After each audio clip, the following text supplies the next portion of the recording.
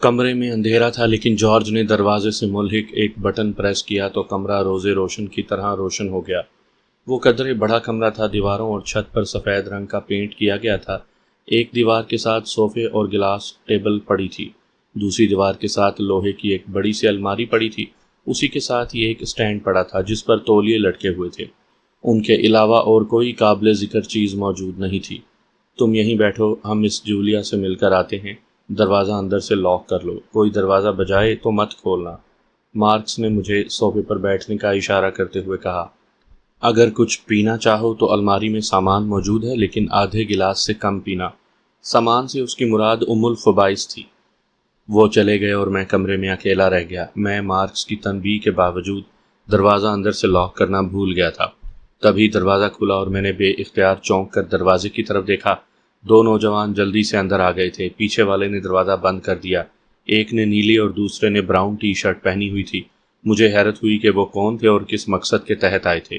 شاید باہر واکر اور اس کے ساتھی موجود نہیں تھے، ورنہ وہ ان دونوں کو کسی صورت کمرے میں نہ داخل ہونے دیتے۔ کیا تم مورس ہو؟ نیلی شرٹ والے نے پوچھا۔ ہاں، میں نے آنکھیں سکیڑیں۔ سنو، کیا تم زندگی چاہتے ہو؟ کیا مطلب؟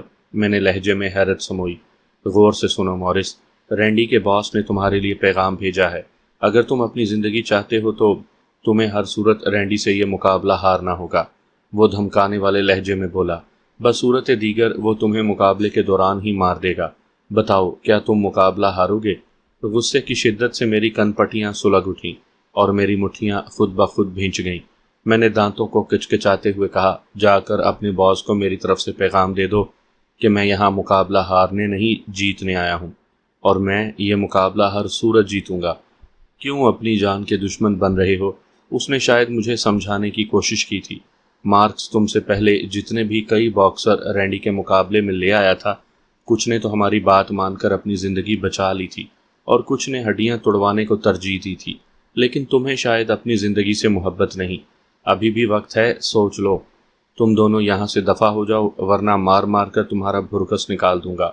میں نے غصے سے بپھرتے ہوئے کہا، جاتے ہو یا؟ اوکے، جیسی تمہاری مرضی، چلو میک۔ وہ جانے لگے۔ ہم تو تمہاری بھلائی چاہتے تھے، میری فکر کرنے کی ضرورت نہیں ہے، رینڈی کی فکر کرو۔ تبھی دروازہ کھلا اور مارکس اندر داخل ہوتے وقت میک سے ٹکرایا۔ جارج دروازے پر ہی رک گیا تھا۔ کون ہو تم اور یہاں کیا کر رہے ہو؟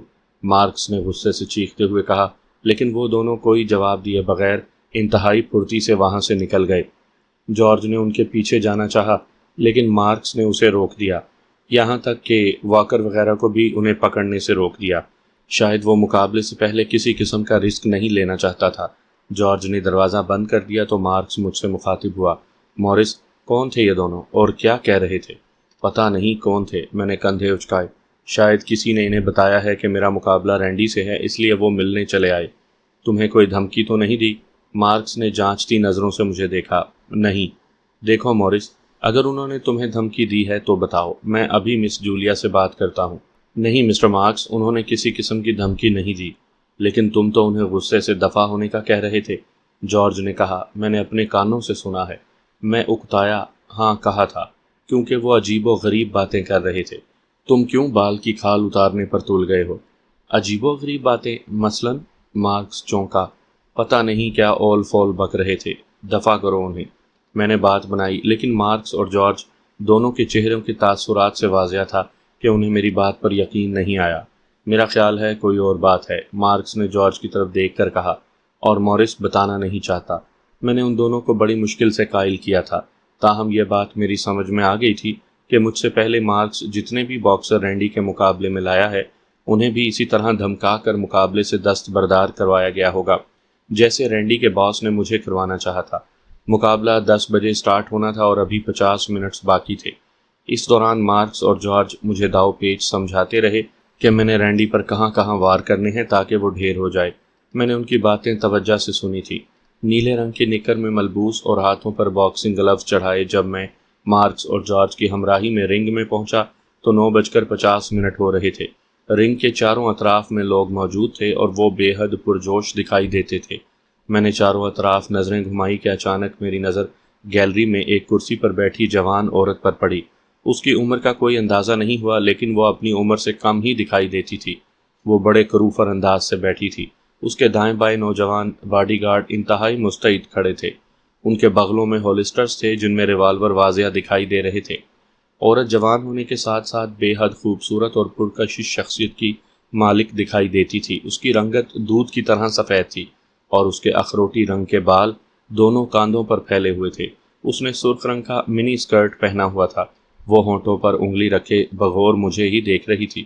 دور ہونے کی وجہ سے مجھے اس کی آنکھوں میں چھپے تاثرات دکھائی نہ دیے، لیکن اس کی آنکھوں میں نہ جانے کیسی کشش تھی کہ میں پلکیں جھپکے بغیر اسے ہی دیکھ رہا تھا۔ تبھی رنگ میں ایک آدمی آ گیا۔ اس کے ہاتھ میں مائک تھا۔ اس نے پرجوش انداز میں اعلان کیا، لیڈیز اینڈ جینٹلمین، آج مسٹر موریس کا مقابلہ مسٹر رینڈی کے ساتھ ہے۔ آپ جانتے ہیں کہ رینڈی ناقابل شکست باکسر ہے۔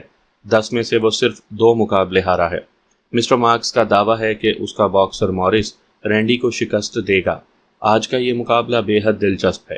مسٹر موریس تشریف لا چکے ہیں اور اب رینڈی تشریف لانے والے ہیں، تو تیار ہو جائیں، مسٹر رینڈی آ رہے ہیں۔ وہ جیسے ہی خاموش ہوا تو میرے سمیت سب نے بے اختیار چونک کر داخلی دروازے کی طرف دیکھا۔ ایک سیاہ فام کثرتی جسم کا مالک آدمی اپنے کاندھے جھٹکتا ہوا انتہائی کروفر انداز میں چلتا ہوا آ رہا تھا۔ اس کا قد 6 فٹ سے زیادہ تھا۔ اس کا جسم ٹھوس چٹان کی مانند دکھائی دیتا تھا۔ وہ سر سے گنجا تھا، داڑھی اور مونچھیں بھی نہیں تھی۔ اس نے جسم پر صرف انڈر ویئر پہنا ہوا تھا۔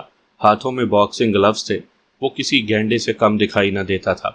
اس کے ساتھ ایک ادھیڑ عمر آدمی تھا جو لومڑی کی طرح مکار اور چالاک دکھائی دیتا تھا۔ اس کی گردن یوں اکڑی ہوئی تھی جیسے کلف لگا کرتا ہوتا ہے۔ وہ جدید تراش خراش کے سوٹ میں ملبوس تھا۔ ان دونوں کے پیچھے 2 باڈی گارڈ بھی تھے جو انتہائی چکنے دکھائی دے رہے تھے۔ ادھیڑ عمر یقیناً رینڈی کا باس تھا۔ رنگ میں آتے ہی رینڈی مینڈک کی طرح اچھلتا کودتا، فضا میں مکے برساتا اور گردن کو دائیں بائیں گھماتا ہوا میرے سامنے آ کھڑا ہوا۔ اس کا باس بھی رنگ میں آ گیا تھا۔ عین اسی لمحے ریفری بھی رنگ میں پہنچ کر ہمارے درمیان آ کر کھڑا ہو گیا۔ رینڈی کے چہرے پر نفرت کے تاثرات ابھرے ہوئے تھے۔ وہ ہونٹ بھینچے مجھے یوں دیکھ رہا تھا جیسے مجھے کچا چبا جانا چاہتا ہو، لیکن اس کا بس نہیں چل رہا تھا۔ میں خود کو اس کے سامنے بچہ محسوس کر رہا تھا کیونکہ میرا قد اس کے قد سے چھوٹا تھا۔ ہال میں شور برپا تھا، منچلے سیٹیاں بجا رہے تھے۔ بالآخر جب اناؤنسر نے بولنا شروع کیا تو ہال میں خاموشی چھا گئی۔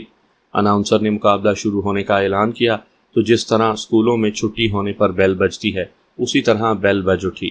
ہم دونوں کے سپورٹرز رنگ سے باہر نکل کر تماشائیوں میں جا کر بیٹھ گئے۔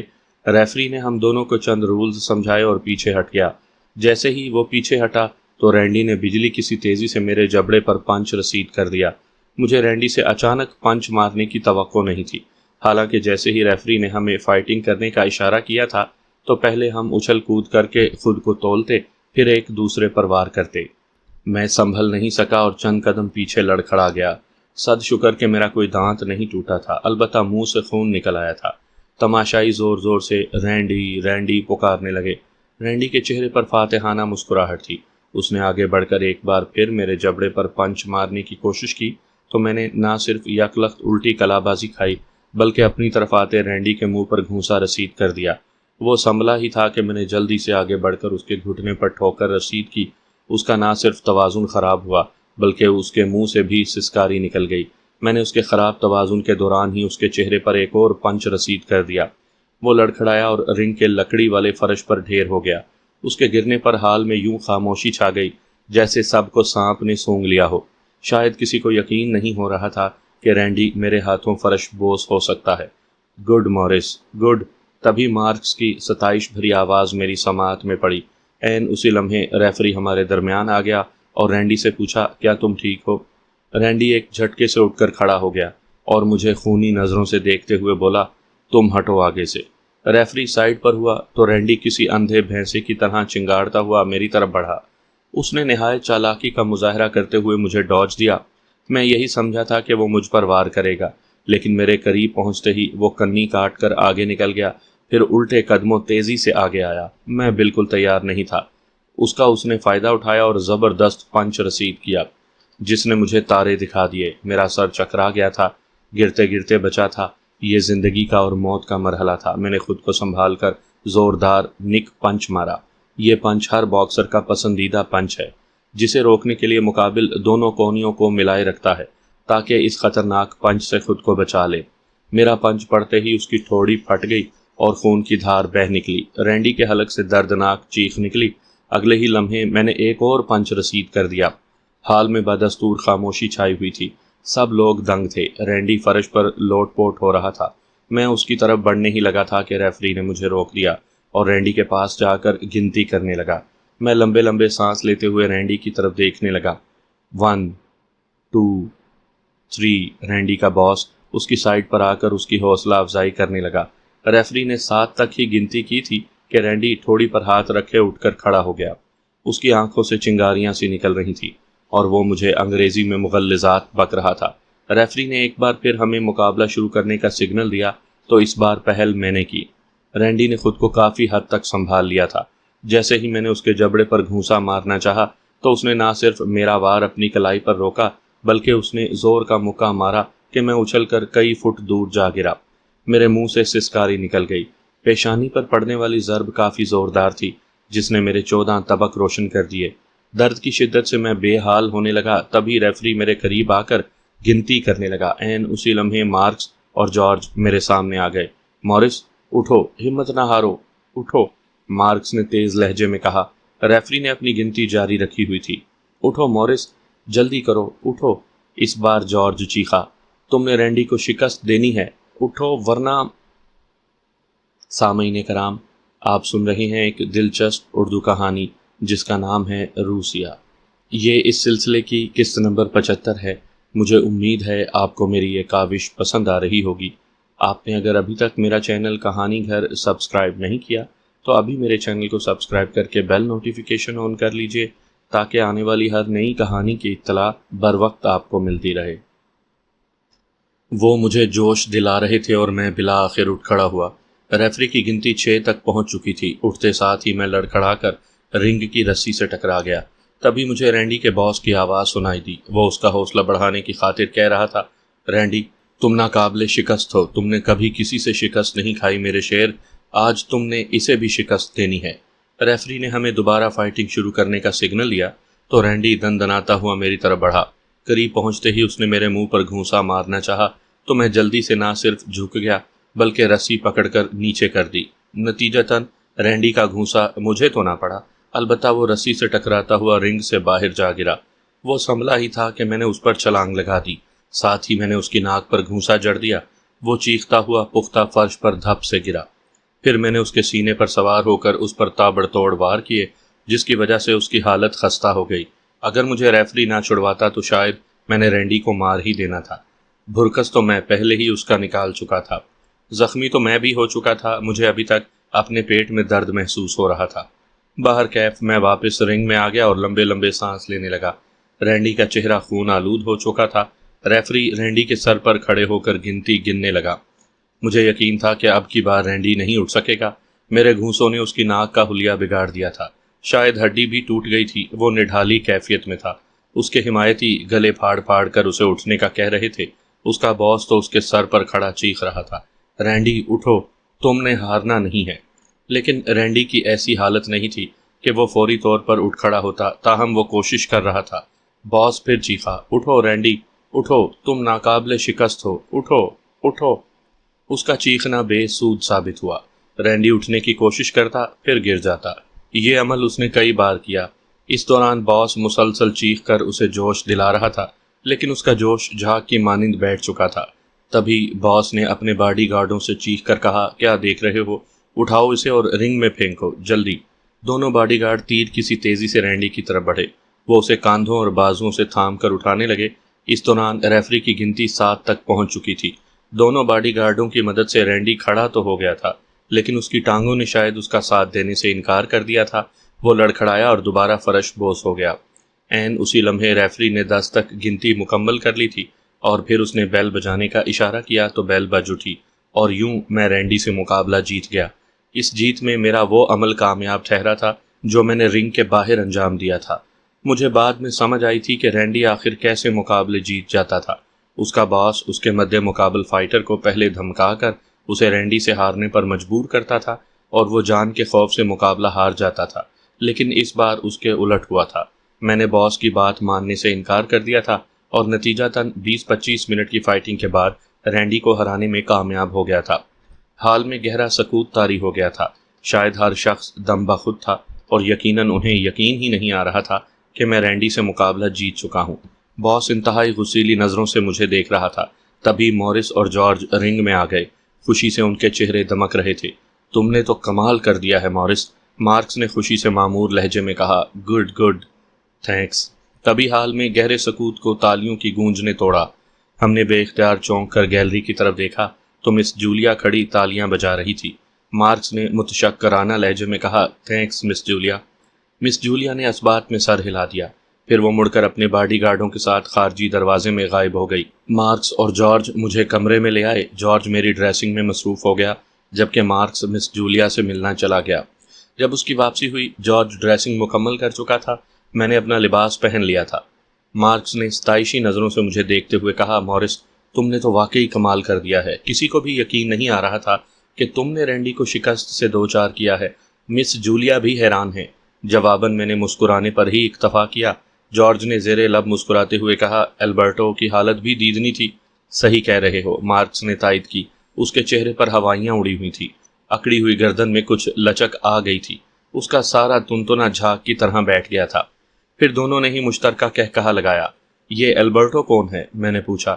رینڈی کا باس اور اسپانسر، جواباً مارکس نے کہا۔ رینڈی کی شکست اس کی شکست ہے اور مجھے معلوم ہے اس شکست پر اسے کئی دنوں تک نیند نہیں آئے گی۔ تم نے ہیری ٹام کو اطلاع دی؟ جارج نے مارکس سے پوچھا۔ ہاں، مارکس بولا، وہ بے حد خوش ہے۔ میں نے مقابلے کی ریکارڈنگ اسے بھیج دی ہے۔ اوہ، تو ہمارے مقابلے کی ریکارڈنگ بھی ہوئی تھی؟ لیکن مجھے تو کہیں بھی کوئی کیمرہ دکھائی نہ دیا۔ شاید خفیہ طور پر ریکارڈنگ کی گئی تھی۔ باہر کیف میں نے پرواہ نہ کی اور نہ ہی اس بارے میں بات کی۔ وہاں سے روانہ ہونے سے پہلے مس جولیا نے مارکس کو فون کر کے خواہش ظاہر کی کہ وہ کل ڈنر میرے ساتھ کرنا چاہتی ہے، لیکن میں نہیں کرنا چاہتا تھا۔ میں ہیری ٹام سے فوری طور پر ملنا چاہتا تھا تاکہ اس سے روزینہ کے بارے میں دریافت کر سکوں۔ مارکس نے ڈن کر کے کال منقطع کر دی۔ میں نے ناگواریت سے کہا، مسٹر مارکس، تم نے مجھ سے پوچھے بغیر مس جولیا سے ڈنر ڈن کر دیا، ایسا کیوں کیا تم نے؟ دیکھو مورس، وہ میرے مد مقابل کھڑے ہوتے ہوئے اور میری آنکھوں میں جھانکتے ہوئے بولا، اب تم مسٹر ہیری ٹام کے آدمی ہو اور تم وہی کرو گے جو ہیری ٹام چاہے گا۔ ہیری ٹام اور مس جولیا کے بہت گہرے تعلقات ہیں۔ مسٹر ہیری ٹام مس جولیا کی کوئی بات رد نہیں کرتا، اس لیے جیسا ہو رہا ہے ویسا ہونے دو۔ لیکن میں نے احتجاجاً کہنا چاہا، لیکن اس نے ہاتھ اٹھا کر مجھے بولنے سے منع کر دیا۔ بس مزید کچھ نہیں کہنا، چلو ہم چل رہے ہیں۔ میں غصے کے گھونٹ پی کر خاموش ہو گیا۔ غصہ تو مجھے اتنا شدید آیا کہ جی چاہا میں مارکس کے دانت توڑ دوں۔ میں نے خود کو اس ارادے سے باز رکھا۔ کچھ دیر کے بعد ہم ایک کار میں سوار واپس اپارٹمنٹ کی طرف بڑھ گئے۔ راستے میں میں نے مارکس سے کہا، میں ہیری ٹام سے ملنا چاہوں گا۔ ملاقات ہو جائے گی؟ کب؟ فرائیڈے کو۔ اتنے دنوں کے بعد؟ میں حیران ہوا اور ہونٹ بھینچ لیے۔ فرائیڈے کو ابھی 5 روز باقی تھے۔ ہاں، مارکس نے اس بات میں سر ہلایا۔ ہیری ٹام سے میری بات ہوئی ہے، وہ ابھی بزی ہے اور اس کی واپسی جمعرات کو ہوگی۔ اف، کیا مصیبت ہے، میں جھنجھلایا۔ میں جب بھی اسے ملنے کی بات کرتا ہوں تم کہہ دیتے ہو کہ وہ بزی ہے، کبھی وہ فری بھی ہوتا ہے یا نہیں؟ میں تمہاری پریشانی سمجھ سکتا ہوں مورس، تم نہیں سمجھ سکتے، کچھ بھی نہیں سمجھ سکتے۔ میں نے ترش روئی سے کہا، کچھ بھی کرو مجھے ہیری ٹام سے ملواؤ۔ کہا تو ہے کہ فرائیڈے سے پہلے تم اس سے نہیں مل سکتے۔ اس بار مارکس نے بھی قدرے سخت لہجے میں کہا، اب اس ٹاپک کو کلوز کرو۔ میں ہونٹ بھینچ کر رہ گیا، البتہ میں مخمسے کا شکار ہو گیا تھا اور سوچنے پر مجبور ہو گیا تھا کہ کیا میں ہیری ٹام پر بھروسہ کر کے اپنا وقت ضائع کر رہا ہوں؟ کہیں وہ میرے ساتھ گیم تو نہیں کھیل رہا؟ میں جتنا سوچتا اس سے کہیں زیادہ الجھن کا شکار ہو جاتا۔ مجھے اپارٹمنٹ چھوڑ کر وہ دونوں چلے گئے۔ میرے ذہن میں ہیری ٹام کے حوالے سے سوالات گونج رہے تھے۔ یہی وجہ تھی کہ نیند بھی میری آنکھوں سے کوسوں دور تھی۔ جاگتے اور سوچتے ہوئے کب نیند آ گئی کچھ معلوم نہیں۔ اگلے روز میری آنکھ کھلی تو دن کے 11 بج رہے تھے۔ میں نے وال کلاک پر نظر دوڑائی اور منہ پر لحاف اوڑھ کر سو گیا۔ بستر سے نکلنے کو میرا دل نہیں چاہ رہا تھا کیونکہ مجھ پر کسل مندی چھائی ہوئی تھی۔ میں کچھ دیر مزید سونا چاہتا تھا۔ اس روز میں دن 2 بجے تک سوتا رہا۔ مجھے کسی نے بھی جگانے کی زحمت نہ کی۔ شاور لے کر ڈرائنگ روم میں آیا تو میں فریش ہو چکا تھا۔ میرے چہرے کی سوجن بھی قدرے کم ہو گئی تھی۔ ناشتہ اور کافی بنانے کے بعد میں ڈرائنگ روم میں آ گیا۔ دوران ناشتہ مجھے مس جولیا کا خیال آ گیا۔ وہ مجھے اپنے ساتھ ڈنر پر کیوں لے جانا چاہتی تھی؟ کیا وہ میری فائٹ سے متاثر ہو گئی تھی یا وہ میری مردانہ وجاہت سے متاثر ہو گئی تھی؟ اس کے ساتھ ڈنر پر جانے کو میرا دل نہیں چاہ رہا تھا۔ میں کوئی بہانہ کرنا چاہتا تھا، چنانچہ میں نے طبیعت کی خرابی کا بہانہ سوچا۔ اپارٹمنٹ سے باہر آ کر میں نے واکر سے کہا، واکر، مارکس کو فون کر کے کہہ دو کہ میں مس جولیا کے ساتھ ڈنر پر نہیں جا سکوں گا، میری طبیعت ٹھیک نہیں ہے۔ ٹھیک ہے، کہہ دوں گا۔ اور کچھ؟ اس نے جواب دینے کے بعد پوچھا۔ بس، اور کچھ نہیں۔ میں واپس اپارٹمنٹ میں آ گیا۔ مارکس میرے انکار پر کیا رد عمل ظاہر کرتا ہے مجھے پرواہ نہیں تھی۔ اس روز مجھے اپنے گھر والے پھر شدت سے یاد آئے۔ مرینا سے بات کیے بھی 4-5 روز ہو چکے تھے۔ اپارٹمنٹ میں کوئی ایسا خفیہ راستہ بھی نہیں تھا کہ میں وہاں سے نکل کر ٹیلی فون بوتھ پر چلا جاتا اور مرینا سے بات چیت کر لیتا۔ ہو سکتا ہے حیدر الماس سے بھی بات ہو جاتی۔ واکر مجھے کسی صورت نہیں جانے دے گا۔ اس کی منتیں کرنے کا بھی کوئی فائدہ نہیں تھا کیونکہ وہ مارکس کے حکم کا غلام تھا۔ میں نے ان دونوں پر لعنت بھیجی اور اپنی بوریت دور کرنے کے لیے ٹی وی آن کر کے بیٹھ گیا۔ رات 8 بجے کا وقت تھا جب مارکس اور مس جولیا اپارٹمنٹ میں آ گئے۔ مس جولیا جدید لباس میں ملبوس تھی، چہرے پر ہلکا پھلکا میک اپ کیا ہوا تھا، کانوں میں ٹاپس تھے اور سر کے اخروٹی کلر کے بال کاندھوں پر پھیلے ہوئے تھے۔ اس کے پیروں میں ہیل تھی اور اس نے سر پر فلیٹ ہیٹ رکھا ہوا تھا۔ وہ کسی شہزادی کی طرح دکھائی دے رہی تھی، لیکن میں نے غور کیا کہ اس کے چہرے پر پریشانی کے تاثرات ابھرے ہوئے تھے۔ ان دونوں کو دیکھ کر میں حیران رہ گیا تھا۔ ان کی آمد میرے لیے غیر متوقع تھی۔ ہیلو مورس، میرا نام پکارتے ہوئے مس جولیا نے زیر لب مسکراتے ہوئے مصافحے کے لیے ہاتھ بڑھایا۔ ہیلو، میں نے جھجکتے ہوئے اس سے مصافحہ کیا۔ پھر ہم تینوں ہی صوفوں پر بیٹھ گئے۔ مارکس نے بتایا کہ تمہاری طبیعت خراب ہے۔ جی، کیا ہوا ہے؟ شاید ٹیمپریچر ہوا ہے، لیکن لگ تو نہیں رہا۔ اس نے جانچتی نظروں سے میرا جائزہ لیا، ہونٹوں پر مسکراہٹ تھی۔ دن میں ٹیمپریچر تھا لیکن اب قدرے بہتر ہوں۔ میں نے دل ہی دل میں اسے کوستے ہوئے کہا، کمبخت کی نظریں بڑی تیز تھیں۔ اٹس اوکے، مس جولیا نے اس بات میں سر ہلایا۔ اب کیا پروگرام ہے؟ کس چیز کا؟ میں انجان بنا۔ ڈنر کا، وہ صراحت سے بولی۔ پلیز اب انکار نہ کرنا، میں تم جیسے بہادر نوجوان کے ساتھ ڈنر کرنا فخر محسوس کروں گی۔ مجبوراً مجھے مس جولیا کے ساتھ ڈنر پر جانا پڑا۔ مارکس ہمارے ساتھ نہیں تھا اور نہ ہی اس نے کوئی بات کی تھی، وہ خاموش رہا تھا۔ میں اور مس جولیا ایک کار میں تھے، جبکہ مس جولیا کی کار کے پیچھے ایک اور کار بھی تھی جس میں یقیناً اس کے باڈی گارڈ سوار تھے۔ ہم ایک ہوٹل میں پہنچ گئے۔ مس جولیا نے پہلے ہی ٹیبل ریزرو کروائی ہوئی تھی، اس کے باڈی گارڈ ہوٹل کے باہر ہی رک گئے تھے۔ ہمارے بیٹھتے ہی ایک ویٹر فوراً آ گیا۔ مس، کیا کھانا لگا دوں؟ مس جولیا نے میری طرف دیکھا اور استفسار کیا، کیا خیال ہے مسٹر مورس؟ جیسے تمہاری مرضی، کھانا لگا دو، مس جولیا نے ویٹر سے کہا اور وہ یس میڈم کہتا ہوا چلا گیا۔ میں نے ہال میں طائرانہ نظر دوڑائی۔ ہال میں تقریباً سبھی میزیں آباد تھیں۔ نوجوان اور بوڑھے جوڑے کھانا کھانے کے ساتھ ساتھ خوش گپیوں میں بھی مصروف تھے، لیکن نہ جانے مجھے ایسا کیوں محسوس ہوا کہ جیسے 2 آنکھیں مجھ پر گڑی ہوئی تھیں۔ وہاں کوئی ایسا موجود ہے جو صرف مجھے ہی دیکھ رہا ہے۔ میں نے اس احساس کے محسوس ہوتے ہی سرسری انداز میں ایک بار پھر ہال میں نظر دوڑائی، لیکن مجھے تو ایسا کوئی دکھائی نہ دیا جس پر شبہ ہوتا کہ وہ مجھے ہی دیکھ رہا ہے۔ کسے تلاش کر رہے ہو؟ مس جولیا نے شاید میرے احساس کو بھانپ لیا، تبھی اس نے استفسار کیا، کسی کو نہیں۔ اس نے ہنکاری بھری۔ کچھ ہی دیر کے بعد کھانا آ گیا اور ہم کھانا کھانے میں مصروف ہو گئے، لیکن وہ احساس بدستور برقرار تھا۔ یہ میری چھٹی حس تھی جو مجھے بار بار کسی خطرے سے آگاہ کر رہی تھی کہ مسٹر مورس، تم کسی کی نظروں میں ہو، خیال رکھنا۔ کس کی نظروں میں، یہ نہیں معلوم۔ تم میرے ساتھ کیوں ڈنر کرنا چاہتی تھی؟ دوران ڈنر میں نے مس جولیا سے وہ سوال پوچھ لیا جو دوپہر سے میرے ذہن کے کسی گوشے میں موجود تھا۔ دراصل میں تمہاری بہادری سے متاثر ہوئی ہوں، وہ پانی کا گھونٹ حلق میں اتارنے کے بعد بولی اور گلاس میز پر رکھ دیا۔ تم نے جس طرح رینڈی کو شکست دی ہے وہ قابل ستائش ہے۔ آج تک جتنے بھی باکسروں کا رینڈی سے مقابلہ ہوا ہے سب کو شکست ہوئی ہے۔ میرا خیال ہے صرف چند مقابلے ہی وہ ہارا ہوگا۔ رینڈی جن باکسروں سے مقابلے ہارا ہوگا یقیناً وہ بھی البرٹو کی دھمکیوں میں نہیں آئے ہوں گے۔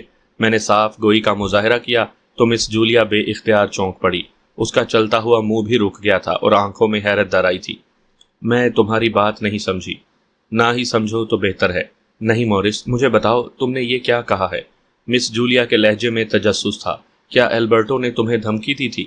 میں نے نیپکن سے ہاتھ صاف کیے اور اس بات میں سر ہلاتے ہوئے بولا، مس جولیا، البرٹو نے مجھے دھمکیاں دی تھیں۔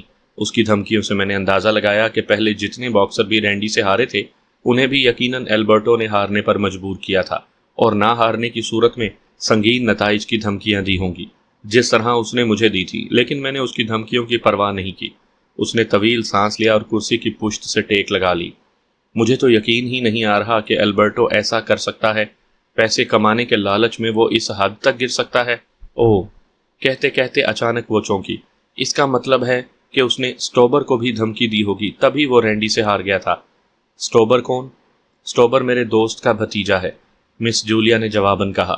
اپنی رقوم کی وصولی کے لیے میں سٹوبر کو رینڈی کے مقابلے میں لائی تھی، لیکن افسوس وہ زیادہ دیر رینڈی سے مقابلہ نہ کر سکا اور 3 منٹ کے اندر اندر ہار گیا۔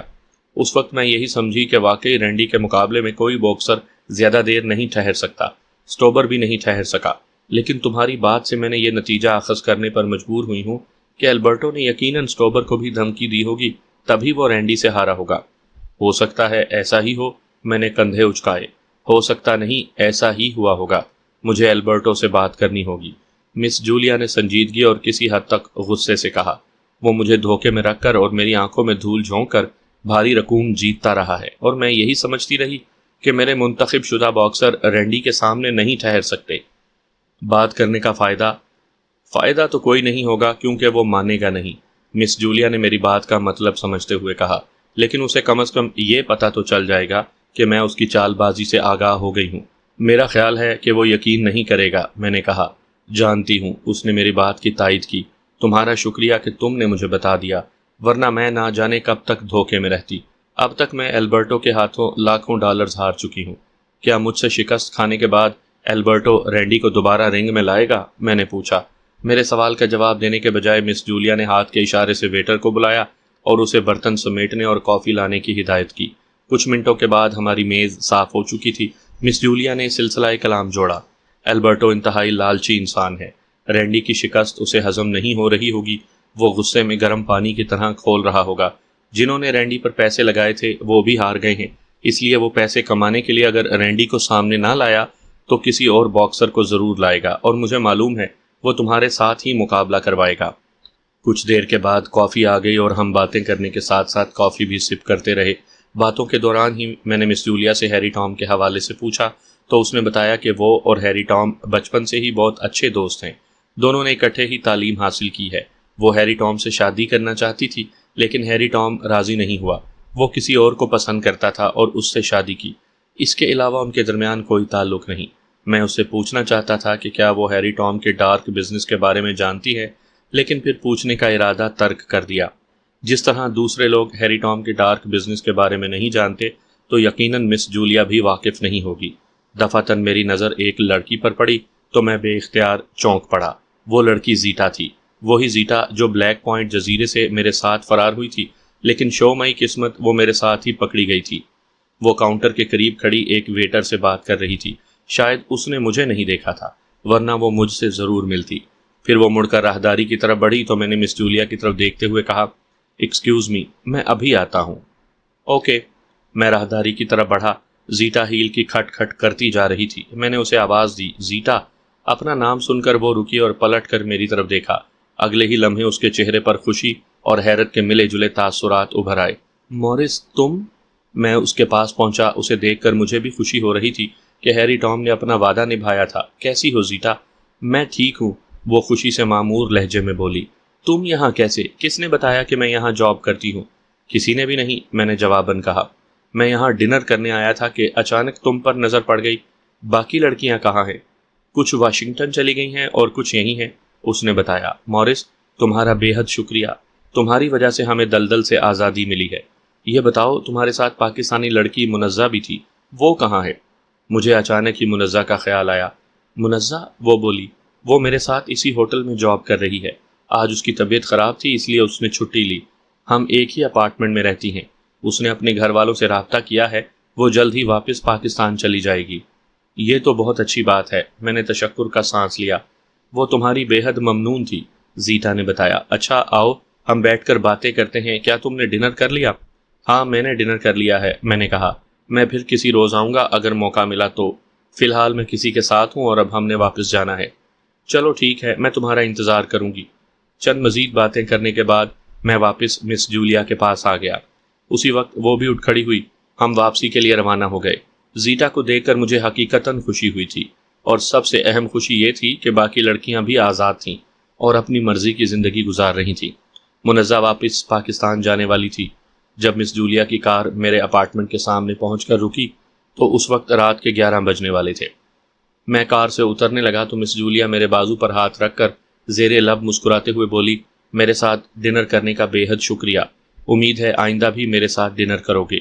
میں نے مصنوعی انداز میں مسکراتے ہوئے کہا، ہاں ضرور۔